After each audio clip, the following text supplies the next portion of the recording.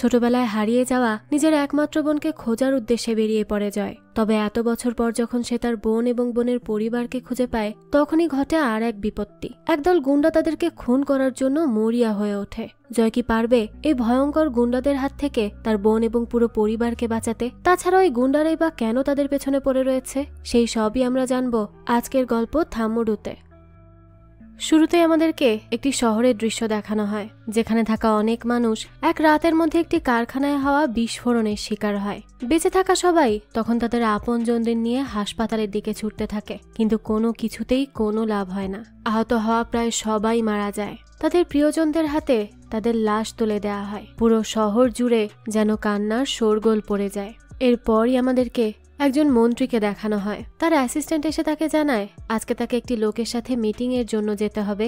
সেই মিটিং এর জন্য তাদেরকে 50 লাখ টাকাও দেয়া হয়েছে এবং তার সাথে সেখানে যাওয়ার জন্য গাড়িও পাঠানো হয়েছে। এটা শুনে মন্ত্রী বলতে থাকে যে একটা মিটিং এর জন্য এত কিছু কে করে? লোকটা তাদেরকে তার টাকার গরম দেখাচ্ছে না তো? তখন তার অ্যাসিস্ট্যান্ট সেই মিটিং এর জন্য যেতে যেতে মন্ত্রীকে সেই লোকের ব্যাপারে জানায়। সে জানায় তার নাম হলো কার্তিক। একদম ছোটবেলায় তার বাবা মা মারা গিয়েছে। এরপর কার্তিককে একটা পরিবার অ্যাডপ্ট করে নেয়, কিন্তু তারপর একবার যখন তার পুরো পরিবার মিলে কোথাও যাচ্ছিল, তখন পথে তার এই বাবা মারও মৃত্যু হয়। ভাগ্যক্রমে কার্তিক বেঁচে যায়, কিন্তু তখন থেকে তার কানে অনেক বড় একটা সমস্যা দেখা যায়।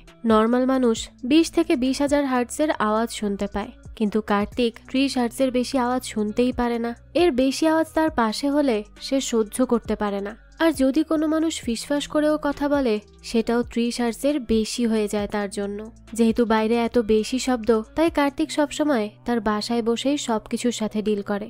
মন্ত্রী তখন কথা বলতে বলতে কার্তিকের বাসায় পৌঁছে যায়। কার্তিক তার নিজের জন্য সম্পূর্ণ আলাদা একটি জায়গা করে নিয়েছিল, যেখানে কোনো জোরে শব্দ করা কিচ্ছু থাকবে না। আর তার সাথে সাথে সে যেই বাড়িতে থাকে সেখানে অনেক বেশি সিকিউরিটি রয়েছে। আর এখানে কারো অযথা কোনো কথা বলা একদমই বারণ। তার বাসার রুমগুলো একেবারেই সাউন্ড প্রুফ। তাছাড়া কাজের লোকেরাও এখানে একদম নিঃশব্দে কাজ করে। কার্তিক অন্যান্য সাউন্ড এড়ানোর জন্য সাউন্ড প্রুফ এয়ারবাডও ইউজ করে থাকে। তার যাবতীয় সকল কাজ সে একদম নিঃশব্দে করে। এভাবেই সে কোনো মতে তার যন্ত্রণা থেকে মুক্ত থাকার চেষ্টা করে থাকে আর কি। এখানে আরো বলে দেই, কার্তিক হলো অনেক বড় একজন বিজনেসম্যান। এর সাথে সাথে সে অনেক অনৈতিক কাজের সাথেও জড়িত। গল্পের শুরুতে আমাদেরকে একটা কারখানায় যে বিস্ফোরণের দৃশ্য দেখানো হয়েছিল, সেটা আসলে কার্তিকেরই কারখানা ছিল। এই বিস্ফোরণে অনেক নিরীহ মানুষের প্রাণ যায়। যেহেতু এই কারখানাতে সেফটির জন্য কিছুই ছিল না, তাই কার্তিকের উপর মানুষের মৃত্যু নিয়ে সরকার থেকে প্রেসার আসতে থাকে। অবস্থা এতটাই বেগতিক হয়ে যায় যে এখন কার্তিককে জেলেও যেতে হতে পারে। এজন্য কার্তিক তার কাছে মিনিস্টারকে ডাকে, যাতে করে তার সাথে এই বিষয় নিয়ে ডিল করে সে সবকিছু ধামা চাপা দিতে পারে। আমাদেরকে তখন কার্তিককে দেখানো হয় সে একদমই সাউন্ড প্রুফ একটি রুমে মিনিস্টারের সাথে দেখা করে। মিনিস্টার তখন তাকে বলে যে এই কাজের জন্য তাকে প্রাইম মিনিস্টারকে 100 কোটি টাকা, মিনিস্টারকে 10 কোটি টাকা এবং বিস্ফোরণে যারা মারা গেছে তাদের পরিবারকে 2 লক্ষ করে টাকা দিতে হবে। কার্তিক এই কথা শুনে তখন আর বেশি কিছু ভাবে না, তার কথায় একেবারেই রাজি হয়ে যায়, কারণ এখন সে বিপদে পড়েছে। মিনিস্টারও তাকে জানায় সে সবকিছু সামলে নিবে। এই বলেই সে সেখান থেকে চলে যায়। এরপরই দেখানো হয় কার্তিকের অ্যাসিস্ট্যান্ট সুমন বিস্ফোরণে মারা যাওয়া ব্যক্তিদের পরিবারকে ডাকে এবং তাদেরকে 2 লক্ষ টাকা করে চেক দিতে থাকে। কিন্তু তখন সবাইকে উদ্দেশ্য করে সুমন হাসতে হাসতে বলতে থাকে যে তাদের পরিবারের সদস্য মারা গিয়ে তো তাদের খুব লাভই হয়েছে, তাই না? এখন তারা টাকা পাচ্ছে, কোনো কষ্ট করা ছাড়াই তারা একটু আগদো না 2 লাখ টাকা করে পাচ্ছে। তখনই সেখানে আমাদেরকে একজন মহিলাকে দেখানো হয়, তার নাম শ্রেয়া। শ্রেয়া এই কথা শুনে অনেক বেশি রেগে যায়। সে সুমনকে বলতে থাকে যে সে তাকে 3 লক্ষ টাকা দিবে। সে কি তার ছেলেকে ফেরত আনতে পারবে? তাদের মতো লোকেরা কখনোই এটা বুঝতে পারবে না যে যাদের প্রিয়জন হারায় তাদের কতটা বেশি কষ্ট হয়। সে তাদের থেকে এই টাকা গ্রহণ করবে না। তাদের এই ভিক্ষার তাদের দরকার নেই। যার জন্য তাদের প্রিয়জন মারা গেছে সে এখন তার শাস্তি চায়, টাকা তার লাগবে না। এই বলে সে ওখানেই বসে পড়ে আর বলে যে যতক্ষণ পর্যন্ত সে জাস্টিস না পাচ্ছে সে এখান থেকে উঠবে না আর 1 ফোঁটা পানিও খাবে না। তখন তাকে দেখে তো সেখানে থাকা বাকি সবাই তাদের চেক উড়িয়ে দেয় এবং তারাও জাস্টিসের জন্য সেখানে বসে পড়ে। সুমন তখন তাদেরকে বলতে থাকে যে তারা যত যাই করুক না কেন বা যত দূরেই যাক না কেন, তারা তাদের বিরুদ্ধে কিছুই করতে পারবে না। তখন একজন বৃদ্ধ লোক উঠে দাঁড়ায় আর বলতে থাকে যে আগেও যখন কেউ বিপদে পড়েছিল তখন সৃষ্টিকর্তা কাউকে না কাউকে তাদের এই বিপদ থেকে রক্ষা করার জন্য পাঠিয়েছিল। তারাও তাদের রক্ষকের এখানে আসার জন্য অপেক্ষা করবে। এখান থেকে দৃশ্য পরিবর্তন হয়। আমাদেরকে তখন জয়কে দেখানো হয় সে একজন প্রফেশনাল ধনুকবাজ। সে ন্যাশনাল, ইন্টারন্যাশনাল এরকম অনেক ম্যাচ জিতেছে। দেখা যায় সে মাঠে আসে ধনুকবাজের প্র্যাকটিস করার জন্য, কিন্তু তার প্র্যাকটিস শেষ হলে তার কোচ তার কাছে আসে আর তার কাছে জিজ্ঞেস করে যে জীবনের পরে তার কি করার ইচ্ছা, অর্থাৎ এখন তার জীবনের লক্ষ্যটা কি। তখন জয় জানায় যে সামনে আসা ওয়ার্ল্ড চ্যাম্পিয়নশিপ জেতাটাই হলো তার মূল লক্ষ্য, সেজন্যই সে চেষ্টা করে যাচ্ছে। তখন তার কোচ তাকে বলতে থাকে যে তার লক্ষ্য ঠিক আছে, কিন্তু সে কয়েক মাস ধরে লক্ষ্য করছে জয় একবারও বুলসআই দিতে পারছে না, অর্থাৎ তার টার্গেটের একদম মাঝখানে ধনুক হিট করতে পারছে না। এভাবে চলতে থাকলে তো সে কখনোই ওয়ার্ল্ড চ্যাম্পিয়নশিপ জিততে পারবে না। জয় তখন মন খারাপ করে সেখান থেকে চলে আসে, কিন্তু তার মাথায় শুধু তার কোচের বলা কথাগুলোই চলতে থাকে। দৃশ্য চলে যায় রাতের বেলা। আমাদেরকে একটি প্রোগ্রাম দেখানো হয় যেখানে কিনা বেস্ট স্টার্টআপ কোম্পানির অ্যাওয়ার্ড দেওয়া হচ্ছিল। তখন এই অ্যাওয়ার্ডটি পায় তমালিকা নামের একজন মেয়ে। তমালিকা স্টেজে ওঠে স্পিচ দেওয়ার জন্য। তখনই সে তার জীবনের কাহিনী সবাইকে বলে। সে জানায় যে তার বাবা অনেক বেশি অ্যাবিউসিভ ছিল, তাই সে তার বাবার কাছ থেকে 8 বছর বয়সেই পালিয়ে এসেছে। তারপর একটা 10 বছরের ছেলের তার প্রতি মায়া হয় আর সে তমালিকার ব্যাপারে তার বাবাকে জানায়। তখন সে তমালিকাকে একটা অনাথ আশ্রমে থাকতে সাহায্য করে। সেই ছেলেটি তমালিকাকে জীবনে কিছু করার সুযোগ করে দিয়েছিল। সে আজ যেই পজিশনে আছে সেটা সেই ছেলেটি ছাড়া কখনোই সম্ভব হতো না, তাই সে ওই ছেলেটির কাছে অনেক কৃতজ্ঞ আর আজীবন কৃতজ্ঞ থাকবে। তখন একজন তার কাছে জিজ্ঞেস করে ছেলেটিকে এখন তার বয়ফ্রেন্ড। একথা শুনেই তো তমালিকা হেসে দেয় আর বলে না, যে সেই ছেলেটি তার ফ্রেন্ড অথবা বয়ফ্রেন্ডের থেকে অনেক বেশি কিছু। ঠিক তখনই সেখানে জয়ের এন্ট্রি হয়। তখনই তমালিকা সবাইকে বলে যে এই জয়ই হলো সেই ছেলেটি যে তাকে এই পজিশনে আসতে এতটা সাহায্য করেছে। এরপরই দেখানো হয় প্রোগ্রাম শেষ হয়ে যায়। তমালিকা তখন জয়ের কাছে যায়, কিন্তু সে খেয়াল করে জয়ের মনটা বেশ খারাপ। তাই সে তাকে জিজ্ঞেস করে তার কি হয়েছে। জয় জানায় যে সে কয়েক মাস ধরে ঠিকমতো ধনুকবাজি করতে পারছে না। তার কি হয়েছে সে কিছুই বুঝতে পারছে না। তমালিকা তখন তাকে বলতে থাকে যে সে তো ফিজিক্যালি সব দিক থেকে ফিট, তাহলে হয়তো তার মনে কোনো সমস্যা হয়েছে, তার উচিত মেডিটেশন করা, তাহলে হয়তো কিছু ঠিক হতে পারে, তার মনের অস্থিরতা কমতে পারে। জয়ও তখন তার কথা মতো কিছুদিন মেডিটেশন করতে শুরু করে, কিন্তু কোনো কিছুতেই তার কোনো লাভ হচ্ছিল না। সে এখনো টার্গেটে ধনুক লাগাতে পারছিল না, যার জন্য সে অনেক বেশি ফ্রাস্ট্রেটেড হয়ে যায়। তমালিকা তখন তাকে শান্ত করার চেষ্টা করে, কিন্তু জয় একদিন তার প্র্যাকটিস রুম থেকে একেবারে রেগে মেগে বেরিয়ে যায়। কিন্তু সে রাস্তা দিয়ে বেশ অন্যমনস্ক হয়ে বাইক চালাচ্ছিল। তখন হঠাৎ করেই তার অ্যাক্সিডেন্ট হয়ে যায়। যদিও তার খুব একটা ক্ষতি হয় না, কিন্তু সে অজ্ঞান হয়ে গিয়েছিল। এরপরই আমাদের তমালিকাকে দেখানো হয়। সে তো জয়কে হসপিটালে অ্যাডমিট করে দেয়। এরপর যখন জয়ের জ্ঞান ফিরে আসে তখন সে তমালিকাকে বলতে থাকে যে তার অজ্ঞান অবস্থায় সে তার বোনকে দেখতে পেয়েছে। এই কথা শুনে তো তমালিকা খুবই অবাক হয়, কারণ তাদের এত বছরের সম্পর্ক, কিন্তু এখনো পর্যন্ত তমালিকা এটা জানতো না যে জয়ের একটা বোনও রয়েছে। তখনই জয় তাকে তার বোনের গল্প বলতে থাকে। অনেক ছোটবেলায় জয়ের মা মারা যায়। তার বড় বোন জয়িতা তার থেকে 10 বছরের বড় ছিল। তাদের বাবা সব সময় কাজের জন্য বাসার বাইরে থাকতো, তাই ছোটবেলায় জয়িতাই জয়কে মানুষ করে এবং তার বাবা আর মা দুজনের ভূমিকা পালন করে। কিন্তু জয়িতা একটা ছেলেকে অনেক বেশি ভালোবাসতো। সে ওই ছেলেকে ওয়াদা করেছিল যে সে বিয়ে তাকেই করবে আর কাউকে না। এরপরে একদিন জয়িতা তার বাবাকে সেই ছেলের ব্যাপারে জানায়, কিন্তু ছেলেটা খুব ভালো চাকরি না করার কারণে তাদের বাবা তাদের এই সম্পর্ক মেনে নেয় না আর জয়িতাকে অন্য জায়গায় বিয়ে দিতে চায়। এ কারণে জয়িতা তার ওয়াদা রাখার জন্য তার প্রেমিককে একটা চিঠি লেখে, যেখানে সে পালিয়ে বিয়ে করার সময় তারিখ সবকিছু লিখে দিয়েছিল। জয়িতা তখন এটা জয়ের কাছে দেয় আর এই চিঠিটা তার প্রেমিকের কাছে পৌঁছে দিতে বলে। কিন্তু জয় যখন চিঠিটা নিয়ে বাইরে বের হচ্ছিল তখনই তার বাবা বাসায় চলে আসে। জয় তো এটা দেখে অনেক বেশি ভয় পেয়ে যায় আর এই কারণে এই চিঠিটা সে তার বাবার কাছে দিয়ে দেয়। এইটা দেখে তো তার বাবা কিছুদিনের মধ্যেই জয়িতাকে তার পছন্দ করা ছেলের সাথে জোর করে বিয়ে দিয়ে দেয়। কিন্তু জয়িতার বিয়ে হয়ে গেছে শুনে জয়িতার প্রেমিক ওদিকে আত্মহনন করে নেয়, যার জন্য জয়িতা তার বাবাকে অনেক ঘৃণা করতে থাকে আর তাকে বলে সে যেন কখনো জয়িতার বাসায় পাও না রাখে এবং জয়িতাও আর কখনো এখানে আসবে না, তার মুখও দেখবে না। এরপর থেকে জয়ের আর কখনো তার বোনের সাথে দেখা হয় না, তাদের বাবা যখন মারা যায় তখনও জয়িতা আসে না। আর এই সব কিছু হওয়ার জন্য জয় নিজেকেই দায়ী করে, কারণ সে যদি ওই দিন ভয় পেয়ে চিঠিটা তার বাবার হাতে তুলে না দিত তাহলে হয়তো জয়িতা তাদের থেকে এত দূরে যেত না। আর এই অপরাধবোধের জন্যই জয় তার লক্ষ্যে পৌঁছাতে পারছে না, ঠিক করে কনসেন্ট্রেট করতে পারছে না। এইসব কথা শুনে তমালিকা জয়কে বলে যে তারা এখনই জয়িতাকে খুঁজতে যাবে। এভাবে মনের মধ্যে অপরাধবোধ পুষে রেখে জয়ের কোনো লাভই হবে না, তাই তাদেরকে জয়িতাকে খুঁজে বের করতে হবে।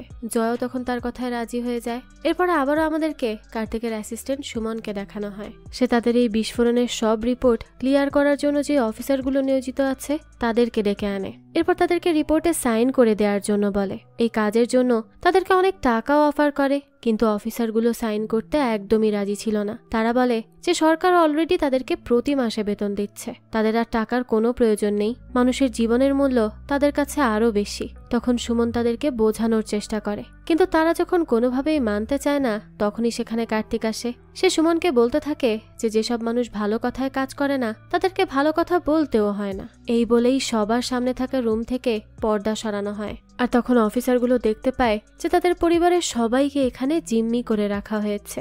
এই দেখে তো অফিসাররা অনেক বেশি ঘাবড়ে যায়, কিন্তু সেই সময় একজন উঠে বলে যে তারা কি ভেবেছে এভাবে তাদের পরিবারকে মেরে ফেলার ভয় দেখালেই তারা সাইন করতে রাজি হয়ে যাবে? কখনোই না। ঠিক তখনই কার্তিক ইশারা করলে সে অফিসারের পুরো পরিবারকে খুন করা হয়। এটা দেখে অফিসার চিৎকার করে ওঠে। কার্তিক তখন তার চিৎকার শুনে তার কান ধরে বসে পড়ে। সুমন তখন সেই অফিসারকে চুপ করিয়ে দেয়। এরপর দেখানো হয় অন্য সব অফিসার বাধ্য হয়ে রিপোর্টে সাইন করে দেয়, কিন্তু তখনই একজন কার্তিককে বলে যে তাদের সবার সাইন করার পরেও রিপোর্ট অ্যাপ্রুভ হওয়ার জন্য আরো একজনের সাইন লাগবে, আর তার নাম হলো কুসুম। কুসুম তাদের ডিপার্টমেন্টের হেড, যে কিনা অনেক বড় বড় কোম্পানি ইন্সপেক্ট করার জন্য গিয়েছে এবং সেখান থেকে এক গ্লাস পানি পর্যন্ত গ্রহণ করেনি। তাই তারা যাই করুক না কেন কখনোই কুসুমের সাইন নিতে পারবে না। কার্তিক তখন জানতে চায় যে এই কুসুমের কি পরিবার রয়েছে। অফিসার জানায় হ্যাঁ। এই শুনেই কার্তিক বলে যে তার পরিবার রয়েছে, তাহলে কার্তিককে সাইন নেওয়া থেকেও কেউ আটকাতে পারবে না। এরপর দেখানো হয় জয় আর তমালিকা মিলে জয়িতার বাড়ি পর্যন্ত পৌঁছে যায়, কিন্তু সেই বাড়িতে তখন তালা দেওয়া ছিল। তারা সামনের এক নারিকেলওয়ালার কাছে খোঁজ নিয়ে জানতে পারে যে জয়িতার শ্বশুরের পুরো পরিবার নিয়ে একটা পুজো করার অনেক ইচ্ছা ছিল, যে পুজোটি অন্ধ্রপ্রদেশের একটি গ্রামে হয়ে থাকে আর সেটি 12 বছরে একবারই অনুষ্ঠিত হয়। তাই তার ইচ্ছা পূরণের জন্য জয়িতা আহমেদাবাদ, লন্ডন আর মুম্বাই থেকে তাদের সব আত্মীয় স্বজনকে একত্রিত করে আর সেই গ্রামের উদ্দেশ্যে রওনা হয়। নারিকেলওয়ালা তখন জয়িতার অনেক প্রশংসাও করতে থাকে যে জয়িতা তার পরিবারের সবার অনেক খেয়াল রাখে, দেবীর মতো সবার ঢাল হয়ে থাকে। এগুলো শুনে জয় অনেক খুশি হয়। এরপর তারা দুজন সেই গ্রামের উদ্দেশ্যে রওনা হয়। তখন আমাদেরকে দেখানো হয় যে গ্রামে এই পুজো অনুষ্ঠিত হয়ে থাকে সেই গ্রামে এক গোষ্ঠীর মানুষ থাকতো। তাছাড়া সেই গ্রামে কোনো আইন ব্যবস্থাও ছিল না, যার জন্য সেখানে অনেক মানুষ খুন হয়ে থাকে। মানুষকে নেটওয়ার্কের জন্য হয় গাছের উপরে উঠতে হয়, না হলে টাওয়ারের কাছে যেতে হয়, মানে সেটা একদমই রিমোট একটা এলাকা। এই গ্রামের পুজোতে অংশগ্রহণ করার জন্য দেশ বিদেশ থেকে অনেক মানুষ 12 বছর পর এখানে একত্রিত হতো। এরপরে আমাদেরকে সেই গ্রাম দেখানো হয়। আমরা সেখানে জয়িতাকে তার পুরো পরিবারের সাথে দেখতে পাই। সেখানে সবাই মিলে পুজো করে। এরপর জয়িতার কাছে কার্তিকের কাছে থাকা এক অফিসার কল করে আর তাকে কার্তিকের তাদের থেকে জোর করে রিপোর্টে সাইন নেওয়া, এমনকি এখন জয়িতা এবং তার পুরো ফ্যামিলিকে তুলে নিতে আসার এই সব ব্যাপারে জানিয়ে দেয়। জয়িতা তো এইসব কথা শুনে অনেক বেশি ঘাবড়ে যায়। সে তার ফ্যামিলিকে নিয়ে দ্রুত ব্যাক করতে থাকে, কিন্তু তখনই তাদের পেছনে কার্তিকের লোকেরা পড়ে যায়। তারা তাদের গাড়িগুলো ভাঙতে শুরু করে আর তাদেরকে আটকানোর চেষ্টা করতে থাকে। তখন পথেই আমরা জয় এবং তমালিকাকে দেখতে পাই। তারা এই পথ দিয়েই যাচ্ছিল, কিন্তু তখন জয়িতাদের একটা গাড়ি তাদের গাড়িতে এসে লাগে। তখনই জয় সেখানে কুসুমদের গাড়ির উপর আক্রমণ হতে দেখতে পায়। এটা দেখে সে তমালিকাকে নিয়ে তাদেরকে বাঁচানোর জন্য চলে যায়। জয় তো তখনই কুসুমকে দেখতে পায় আর আমরা জানতে পারি যে এই কুসুমই হলো জয়ের বোন জয়িতা। জয় তখন সেখানেই যেন থমকে যায়। সে কিচ্ছু বলতে পারে না। তার বোনের এবং বোনের পরিবারের উপর আক্রমণ হতে দেখে সে আর নিজেকে আটকাতে পারে না। সে সেখানে থাকা সবগুলো গুন্ডাকে এক এক করে মেরে ফেলতে থাকে। এরপর তাদের সবাইকে নিয়ে সেখান থেকে পালিয়ে যেতে থাকে। কিছু দূর গিয়ে যখন গুন্ডাগুলো তাদেরকে হারিয়ে ফেলে তখন জয়িতা জয় সামনাসামনি আসে। জয় তখন মনে করে যে জয়িতা হয়তো তাকে চিনে ফেলেছে, কিন্তু এত বছর পর জয়িতা তাকে দেখে একদমই চিনতে পারে না। সে তখন জয়কে তাদের জীবন বাঁচানোর জন্য ধন্যবাদ জানায়। তাকে আরো বলে যে সে অনেক বেশি শক্তিশালী এবং সাহসী, তাই সে যদি একটু কষ্ট করে তাদেরকে সেফ লোকেশন পর্যন্ত ছেড়ে দিয়ে আসতে পারে তাহলে অনেক ভালো হতো, কারণ জয়িতা অলরেডি থানার ওসিকে তাদের উপর অ্যাটাক খাওয়া সম্পর্কে জানিয়েছে, আর তারা এই গ্রামের উদ্দেশ্যে রওনাও হয়েছে। জয়িতা যেহেতু তাকে চেনেনি, তাই জয়ও তাকে এই বিষয়ে কিছুই বলে না আর তাদের সাথে যেতে রাজি হয়ে যায়। এরপর দেখানো হয় সবার একটাই প্রশ্ন থাকে যে এই লোকগুলো তাদের উপর আক্রমণ কেন করলো। তখন জয়িতা তাদেরকে কার্তিকের ব্যাপারে সবটা খুলে বলে, এটাও জানায় যে তার একটা সাইনের জন্য কার্তিকের পুরো জীবন আটকে রয়েছে, তাই কার্তিক তাকে মেরে ফেলার চেষ্টা করছে, কিন্তু তাকে কোনোভাবে এখান থেকে বেঁচে শহরে ফিরতে হবে আর সেখানে গিয়ে কালকের মধ্যেই তার রিপোর্ট জমা দিতে হবে। তখন এই সবকিছু শুনে জয়িতার পরিবার তাকে বলতে থাকে যে সে যেন তাদের বিপদের কথা ভেবে একদমই সাইন না করে।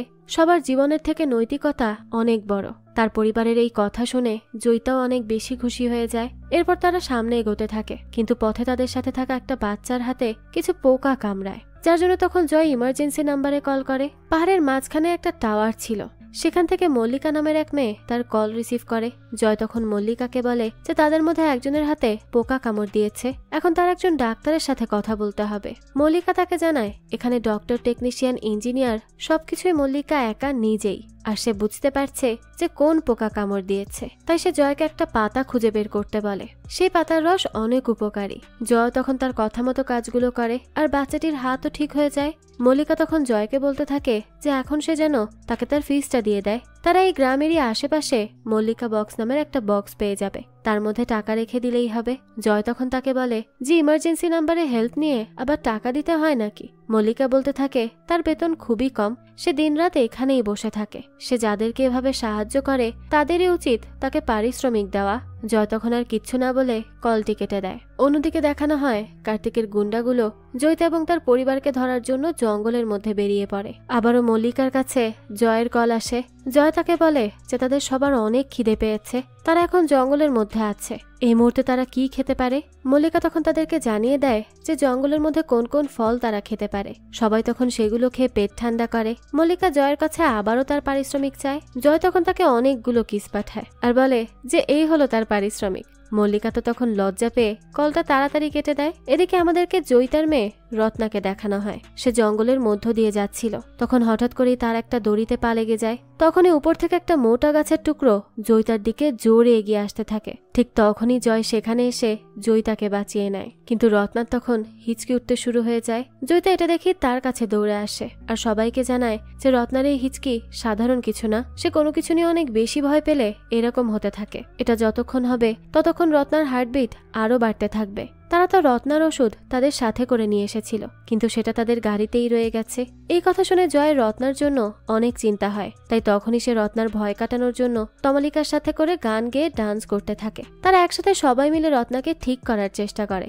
শেষ পর্যন্ত জয় তার প্রচেষ্টায় সফলও হয় আর অনেক বেশি খুশি হয়ে যায়। এরপর দেখানো হয় জয় আবারও মল্লিকাকে কল করে আর তাকে এবারও অনেকগুলো কিস দিয়ে বলে যে তার একটা গাড়ি লাগবে। মল্লিকা তখন তাকে বলে যে তার গাড়ি লাগবে ঠিক আছে, কিন্তু সে এখন জঙ্গলের মধ্যেই বা কেন আছে আর এত বিপদেই বা কেন পড়েছে। তখন জয় তাকে পুরো কাহিনী জানায়। মল্লিকা তখন তাকে উর্মিলার কথা বলে। উর্মিলার একটি বাস রয়েছে, কিন্তু সে পারিশ্রমিক হিসেবে কিস নিবে না, তাকে পার হেড 1000 টাকা করে দিতে হবে, তা না হলে সে তাদেরকে লিভ দিতে রাজিই হবে না। তখন তারা সবাই মিলে মানি ব্যাগ চেক করে আর দেখে যে সেখানে পর্যাপ্ত পরিমাণ টাকা নেই। মল্লিকা তখন উর্মিলাকে এই ব্যাপারে সবটা জানায়। উর্মিলা বলে যে তাদের কাছে যেহেতু দেওয়ার মতো টাকা নেই, তাহলে তাকে সোনার গহনা দিলেও হবে।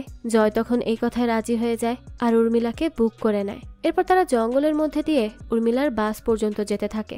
জয় তমালিকাকে আগে থেকেই মানা করে দিয়েছিল যাতে সে জয়িতাকে তার সত্যিটা না জানায়, কিন্তু তমালিকা নিজেকে আটকাতে পারে না। সে জয়িতার হাজবেন্ডের কাছে যায় এবং তাকে বলে যে জয়িতার সাথে তার বাবার বাড়ির পরিবারের কেউ কেন আসেনি। জয়িতার হাজবেন্ড বিপ্লব প্রথমে তাকে বলে যে এটা জয়িতার পার্সোনাল ম্যাটার। তখন তমালিকা তাকে বলতে থাকে যে তারা দুজন তাদের পার্সোনাল টাইম দিয়ে তাদেরকে গুন্ডাদের হাত থেকে রক্ষা করছে, তো সে কি এটুকুও জানার অধিকার রাখে না।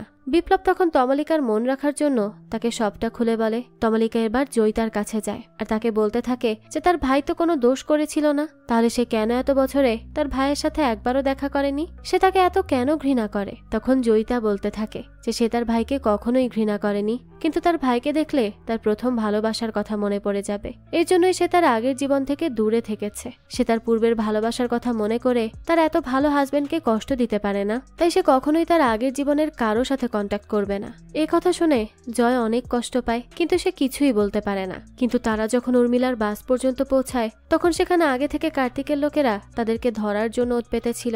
আর জয় যখনই সবাইকে নিয়ে বাসের কাছাকাছি আসে তখনই কার্তিকের লোকেরা তাদেরকে ঘিরে ধরে। তাদের সাথে একটা প্রেগনেন্ট মহিলাও ছিল।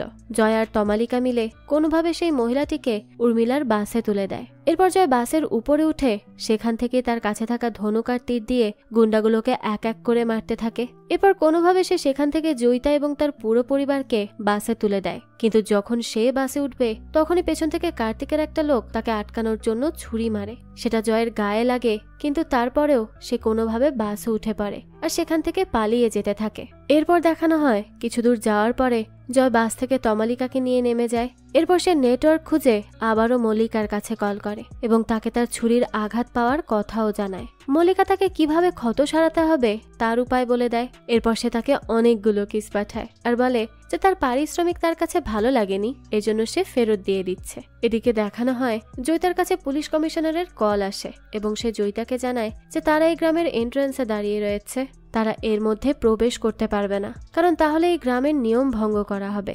জয়িতার পুরো পরিবার অলরেডি অনেক বেশি ঘাবড়ে গিয়েছিল, আরও এখানে পুলিশ তাদেরকে সাহায্য করতে আসতে পারবে না এটা জেনে তারা জয়িতাকে বলতে থাকে সে যেন তাদের কথা মেনে সাইনটি করে দেয়, তা না হলে তারা সবাই মারা যাবে। কিন্তু তখন জয়িতা তাদেরকে বলে যে সে এটা কখনোই করতে পারবে না, কারণ যারা এই বিষয় নিয়ে প্রোটেস্ট করছে তাদেরকে সে প্রমিস করেছিল যে করেই হোক সে তাদেরকে ন্যায় এনে দিবে, তাই সে তার ওয়াদা ভঙ্গ করতে পারবে না। কিন্তু তখন তারপরও তার পরিবার তাকে প্রেশারাইজ করতে থাকে। জয়িতা বেশ আশা নিয়ে তার হাজবেন্ডের দিকে তাকায়, কিন্তু সেও এবার ভয় পেয়ে গিয়েছিল, তাই সে তাকে কিছুই বলে না। এটা দেখে জয়িতা আর কোনো উপায় না পেয়ে বাস থেকে নিচে নেমে যায়। সামনে থেকে তখন কার্তিকের লোকেরা তাকে মারার জন্য এগিয়ে আসছিল। তারা জয়িতাকে মেরেই ফেলবে তখনই সেখানে জয় চলে আসে আর তার বোন জয়িতাকে বাঁচিয়ে নেয়। অর্থাৎ জয়িতা নিজের জীবন দিতে রাজি আছে, তবুও তার ওয়াদা ভঙ্গ করতে রাজি নেই। জয়ও তাকে তার ওয়াদা ভঙ্গ করতে দিবে না, তাই সে জয়িতাকে বলে যে সে যেন তার ওয়াদায় সচেষ্ট থাকে, কারণ জয় তার পাশেই আছে। এটা বলে সে জয়িতাকে আবারও বাসে পাঠিয়ে দেয়। এরপর সেই গুন্ডাগুলো সেখান থেকে পালিয়ে যায়। জয় তখন বাস নিয়ে আবারও রওনা হয়। এরপর আমাদেরকে সেই আন্দোলনকারীদের দেখানো হয়। তারা সবাই সেখানে বসেই কিছু না খেয়ে আন্দোলন করে যাচ্ছিল, যার জন্য সেখানে ইতিমধ্যেই দুজন অসুস্থ হয়ে মারা গেছে। আর ডাক্তাররা ধারণা করতে থাকে যে এমনই যদি চলতে থাকে তাহলে এখানে থাকা একটা মানুষও বেঁচে থাকবে না। এটা জানার পরেও সেখানে থাকা কেউ তাদের জায়গা থেকে 1 ইঞ্চিও সরে না। তাদের মধ্যে একটাই আশা যে ম্যাডাম কুসুম অর্থাৎ জয়িতা এখানে আসবে আর তাদের সবাইকে ন্যায় পাইয়ে দিবে। এদিকে আবারও কার্তিককে দেখানো হয়। এবারও তার গুন্ডাদের হাত থেকে জয়িতা বেঁচে গেছে। একথা জানতে পেরে সে অনেক বেশি উত্তেজিত হয়ে পড়ে আর তার লোকেদের বলে যে তারা যেন সেই গ্রামের সবাইকে জানায় যে যদি তারা জয়িতা এবং তার পুরো পরিবারকে খতম করতে পারে তাহলে তারা 1 কোটি টাকা পুরস্কার পাবে। কার্তিকের কথা মতো তার লোকেরাও পুরো গ্রামের সবাইকে এই ব্যাপারে জানিয়ে দেয়। আর সেখানে আগে থেকেই নাম করা একজন খুনি ছিল, তার নাম হলো সিম্বা। সিম্বা এটা শোনার সাথে সাথে তার পুরো দলবল নিয়ে তাদেরকে মেরে ফেলার জন্য বেরিয়ে পড়ে। জয়দের বাস তখন জঙ্গলের মধ্য দিয়ে যাচ্ছিল। এদিকে সিম্বা তার লোকেদেরকে নিয়ে তাদেরকে ধরার জন্য বাস ফলো করতে শুরু করে। জয় এই ব্যাপারে কিছুই জানতো না। ঠিক তখনই তাকে মল্লিকা কল করে, কারণ সে লোকালদের কাছ থেকে এই ঘটনা জেনে গিয়েছিল। সে তাড়াতাড়ি জয়কে কল করে এই ব্যাপারে সবটা জানায়। জয় তখন উর্মিলাকে দ্রুত গাড়ি চালাতে বলে, কিন্তু তাড়াতাড়ি গাড়ি চালাতে গিয়ে গাড়িটা অ্যাক্সিডেন্ট করে বসে। আর এদিকে তাদের মধ্যে থাকা সেই প্রেগনেন্ট মহিলা যার নাম হলো পল্লবী, তার অলরেডি ওয়াটার ব্রোক হয়। তারা সবাই মিলে কোনোভাবে পল্লবীকে তুলে নিয়ে জঙ্গলের মধ্য দিয়ে পালিয়ে যেতে থাকে। তখন সিম্বার তার লোকেরা বাস পর্যন্ত পৌঁছে যায়। এরপর তারা উর্মিলাকে বলতে থাকে যে সে ওই লোকগুলোকে পালাতে কেন দিচ্ছিল, সে কি জানে না যে তাদেরকে মারলে 1 কোটি টাকা পুরস্কার রয়েছে। এই কথা শুনে তখন উর্মিলা সিম্বাদেরকে ভুল রাস্তা দেখিয়ে দেয়, যাতে করে এখন সে জয়দের ধরতে পারে। কিন্তু ভুল রাস্তা দেখালেও পল্লবী যখন ব্যথায় চিৎকার করতে থাকে তখন এটা সিম্বা শুনতে পায়। আর এরপর তারা জয়দের দিকেই যেতে থাকে। জয় তখন কোনোভাবে সবাইকে নিয়ে একটা মাঠের মধ্যে পৌঁছায়। সেই জায়গার চারপাশে মরা গাছ ছিল। জয় আর তমালিকা মিলে সিম্বাদেরকে আটকানোর জন্য সেই মরে যাওয়া গাছগুলোতে আগুন লাগিয়ে দেয়, যার জন্য তাদের চারপাশে আগুনের একটা দেয়াল তৈরি হয়ে যায়। এরপরই জয় মল্লিকাকে কল করে আর কিভাবে তারা পল্লবীর বাচ্চা বের করতে পারবে সেটা তার কাছে জানতে চায়। মেয়েরা মিলে তখন মল্লিকার বলে দেওয়া কথা মতো পল্লবীর বাচ্চা বের করার চেষ্টা করতে থাকে। এদিকে সেখানে সিম্বা আর তার লোকেরাও চলে আসে। তারা এসে হিউম্যান ল্যাডার তৈরি করে আর সেই আগুনের দেয়ালের উপর থেকে লাফ দিয়ে ভেতরে প্রবেশ করতে থাকে। জয় তখন তাদেরকে এক এক করে মারতে শুরু করে। সে তাদেরকে কোনোভাবেই পল্লবীদের কাছেও যেতে দিচ্ছিল না। অনেক কষ্ট করার পরে পল্লবী একটা কন্যা সন্তানের জন্ম দেয়। তারপর জয় তাদের পেছন দিক থেকে আগুন নিভিয়ে তাদের বেরোনোর জন্য একটা জায়গা বের করে আর সেখান থেকে পালিয়ে যেতে থাকে। এইদিকে সিম্বার তার লোকেরা তাদের পালিয়ে যাওয়ার ব্যাপারে জেনে যায় আর তখন তারাও তাদেরকে ফলো করতে থাকে। কিন্তু নদীর কাছে গিয়ে দেখে জয় সবাইকে নিয়ে নৌকাতে করে সেখান থেকে চলে যাচ্ছে। এরপর আমাদেরকে কার্তিককে দেখানো হয়। এখনো জয়িতাদের ধরা হয়নি, এর জন্য কার্তিকের মাথা আরো বেশি গরম হয়ে যাচ্ছিল। তখন সে তার গার্লফ্রেন্ড এবং অ্যাসিস্ট্যান্ট মেয়েটির কাছে জিজ্ঞেস করে যে তার কি মনে হয় সে কি জিততে পারবে। তখন মেয়েটি তাকে বলে কার্তিকের মধ্যে সে কনফিডেন্সের অভাব দেখছে, তাই তার মনে হয় যে কার্তিক এবার জিততে পারবে না। এ কথা শুনে তো কার্তিক আর এক মুহূর্তও অপেক্ষা করে না, তার সামনে থাকা কাঁটা চামচ দিয়ে মেয়েটির গলায় আঘাত করে তাকে সেখানেই মেরে ফেলে। আর মারার আগে যেন মেয়েটি চিৎকার করতে না পারে তাই মেয়েটির মুখে কাপড় ঢুকিয়ে দেয়। এরপর সে সুমনকে বলে যে তারা যেন জয়িতাকেও মেরে ফেলে, না হলে সে কি করবে সে নিজেও জানে না। এদিকে দেখানো হয় উর্মিলা কার্তিকের লোকেদের কাছে পৌঁছে যায় এবং তাদেরকে বলে যে সে তাদের জন্য জয়িতা এবং তার পুরো পরিবারকে খতম করে দিবে, তাই তারা টাকাটা যেন তাকেই দেয়। কার্তিকের লোকেরা তার এই ডিলে রাজিও হয়ে যায়। আবারও জয়কে দেখানো হয় সে মল্লিকাকে কল করে আর তাকে বলে যে তার জন্য পল্লবীর বাচ্চা দুনিয়াতে এসেছে, তাই সেই যেন তাকে একটা নাম দিয়ে দেয়। তখন মল্লিকাও খুশি হয়ে তাকে নাম দেয়। তারপর দেখানো হয় মল্লিকার কাছে আবারও তাদের গ্রামের কিছু লোক আসে আর তারা মল্লিকাকে বলতে থাকে যে তারা জানতে পেরেছে এই শহরের লোকগুলো এই পথ দিয়ে গ্রামের বাইরে যাওয়ার চেষ্টা করছে, তাই তারা তাদের পথের একটা জায়গায় গিয়ে তাদেরকে ধরার জন্য দাঁড়িয়ে থাকবে। এ কথা শুনে মল্লিকা এই ব্যাপারে জয়কে জানিয়ে দেয় আর তাদেরকে এই পথ দিয়ে না গিয়ে অন্য পথ দিয়ে যেতে বলে। জয় কথা বলছিল তখনই জয়িতা খেয়াল করে যে তাদের সাথে তো রত্না নেই। এটা দেখেই তারা অনেক বেশি ঘাবড়ে যায়। জয় তখন বলে যে নৌকাতে রত্না তার সাথেই ছিল আর সেই রত্নাকে নৌকা থেকে নামিয়েছে। এই পথেই রত্না হয়তো কোথাও হারিয়ে গেছে। এটা বলে সে মশাল নিয়ে রত্নাকে খুঁজতে বেরিয়ে পড়ে আর জয়িতাদের রক্ষা করার দায়িত্ব সে তমালিকাকে দিয়ে দেয়। এদিকে রত্নাকে দেখানো হয় সে পথে একটা হরিণের ফাঁদে পড়ে গিয়েছিল, যার জন্য সে তখন কাউকে না দেখে চিৎকার করতে থাকে। কিন্তু তার চিৎকার শুনেই তখন সেখানে সিম্বা আর তার সব লোকেরা চলে আসে। তারা রত্নাকে সেখান থেকে ধরে নিয়ে চলে যায়। এখন রত্নাকে কেন্দ্র করেই তারা জয়িতা এবং তার পুরো পরিবারকে ধরে ফেলার পরিকল্পনা করে। এদিকে তমালিকা যখন সবাইকে নিয়ে যাচ্ছিল তখন তারা পথে উর্মিলাকে দেখতে পায়। তারা সবাই উর্মিলার কাছে তাদেরকে এখান থেকে বের করার জন্য সাহায্য চাচ্ছিল। উর্মিলা তাদেরকে দেখে মনে মনে বেশ খুশিই হয়, কারণ সে যাদেরকে খুঁজছিল তারা নিজে থেকে এসে তাকে ধরা দিয়েছে। সে তখন তাদেরকে বলে যে সে তাদেরকে হেল্প করবে। তখন সবাই মিলে আর কিচ্ছু না ভেবে তার গাড়িতে উঠে পড়ে। উর্মিলাও গাড়ি চালিয়ে তাদেরকে একটা পাহাড়ের চূড়ায় নিয়ে যায়। তমালিকা তখন উর্মিলার কাছে জিজ্ঞেস করে যে সে তাদেরকে এখানে কেন এনেছে। তখনই উর্মিলা তাদেরকে তার আসল রূপ দেখায়। সে তার হাতে একটা ধারালো অস্ত্র নিয়ে তাদের সব কটাকে মেরে ফেলার জন্য এগিয়ে আসতে থাকে। এদিকে সিম্বার লোকেরা জয়িতার মেয়ে রত্নাকে মেরেই ফেলবে, তখনই সেখানে জয় চলে আসে আর তাকে বাঁচিয়ে নেয়। তারপর সে সেখানে থাকা সবার সাথে ফাইট করতে থাকে। কেউ তার সাথে ফাইট করে পারছিল না, সবাই তার হাতে এক এক করে মরে যেতে থাকে। কিন্তু এদিকে উর্মিলা একা মেয়ে হয়ে সেখানে থাকা সবাইকে নাজেহাল করে দিচ্ছিল।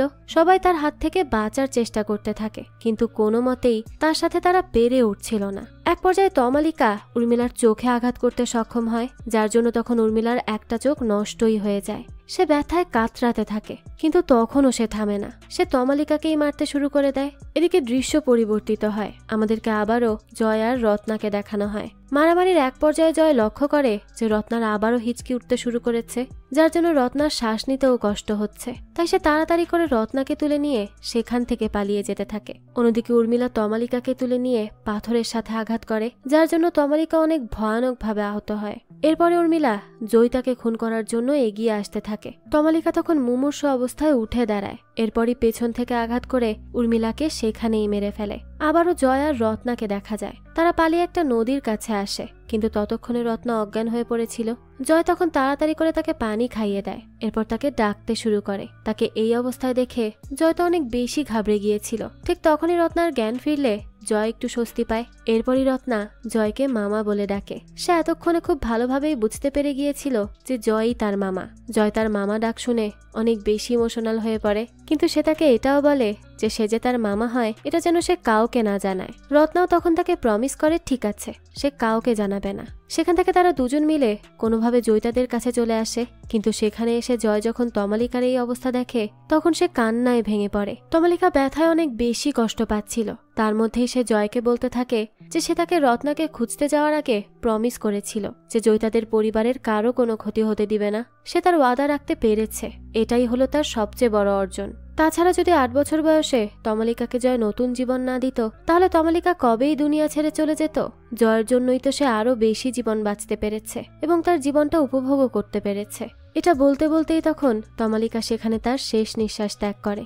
জয় তো তখন পাগলের মতো কাঁদতে শুরু করে। এরপর তারা তমালিকার লাশ একটা বিশাল বড় গাছের নিচে দাফন দিতে থাকে। আর এটা করতে করতেই জয় তমালিকার সাথে কাটানো সুন্দর মুহূর্তগুলোর কথা মনে করছিল। সবাই তখন তমালিকার মৃত্যুতে কান্না করতে থাকে। তাদের সবাইকে বাঁচানোর জন্য একটা নিষ্পাপ জীবন চলে গেছে। তাই জয়িতা বলতে থাকে যে সে আর কারোর মৃত্যু দেখতে পারবে না, তাই সে তার ওয়াদা ভঙ্গ করে সাইন করেই দিবে। কিন্তু সেই সময় জয় তার কাছে আসে আর তাকে বলে যে যদি সে এখন তার ওয়াদা ভঙ্গ করে তাহলে তমালিকার স্যাক্রিফাইস বৃথা হয়ে যাবে, তাই সে যেন এমনটা কোনোভাবেই না করে। এখান থেকে আমাদেরকে মল্লিকাকে দেখানো হয়। সে জয়দের কথা ভেবে অনেক চিন্তা করছিল। তখনই তার কাছে গ্রামের লোকেরা আসে আর তাকে বলতে থাকে যে তারা যে এই জায়গায় গিয়ে জয়দের জন্য অপেক্ষা করছে এটা সে জয়দেরকে জানিয়ে দিয়েছে, তাই না? কিন্তু মল্লিকা তো এটা জানতো না যে এটা তাদের ফাঁদ ছিল।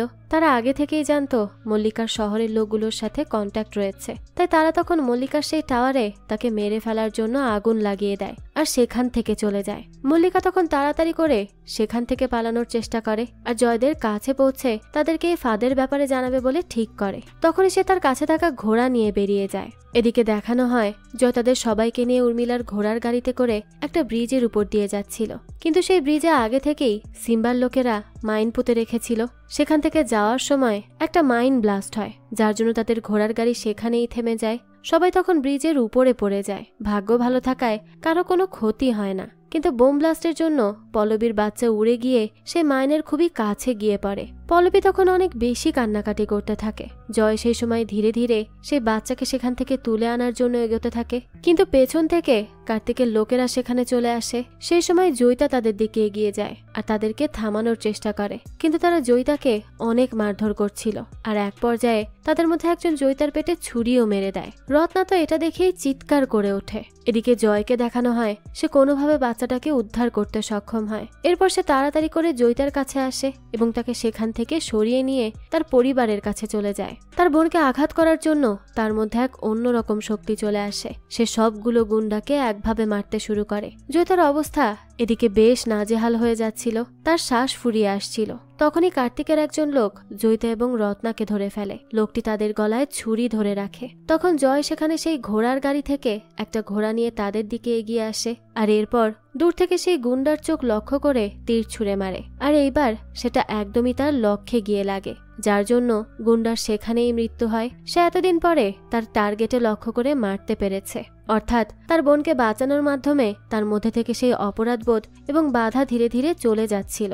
এরপরই সে মুমূর্ষ বোন এবং তার পুরো পরিবারকে নিয়ে সেখান থেকে পালাতে থাকে। এদিকে তখনও সিম্বা বেঁচে ছিল। সে পেছন থেকে জয়ের দিকে শাবল ছুটতে গেলে সেখানে মল্লিকা চলে আসে আর সিম্বাকে মেরে ফেলে জয়কে বাঁচিয়ে দেয়। এরপর সে জয়দের সেখান থেকে ঠিকভাবে চলে যেতে দেখে তার গ্রামে ফিরে আসে। এদিকে দেখানো হয় সুমন এখনও সেই অফিসারগুলোকে তাদের কাছে জিম্মি করে রেখেছিল। তখন একজন অফিসার সুমনের চিন্তা ভরা মুখ দেখে তাকে বলতে থাকে যে তাকে দেখে সে বুঝতে পারছে যে তারা জয়িতার কোনো ক্ষতি করতে অক্ষম হয়েছে। সে তো আগেই বলেছিল যে তারা তাদের ম্যাডাম কুসুম অর্থাৎ জয়িতাকে কখনোই হার মানাতে পারবে না। তখন সুমন তাকে বলতে থাকে যে সে হয়তো তাদের বস অর্থাৎ কার্তিকের ব্যাপারে এখনো সবটা ভালোভাবে জানে না। কার্তিক তার অ্যাডপ্টেড বাবা মাকে নিজে পরিকল্পনা করে মেরে ফেলেছিল, যাতে করে সে তাদের ইন্স্যুরেন্সের টাকা পেতে পারে আর সেটি দিয়ে তার নিজের সাম্রাজ্য গড়ে তুলতে পারে। সেই ছোট বয়স থেকেই কার্তিকের সাথে কেউ কখনো পেরে ওঠেনি, আজও পারবে না। সে আরো জানায় যে যখনই তার কোনো কোম্পানি লসের মধ্য দিয়ে যায়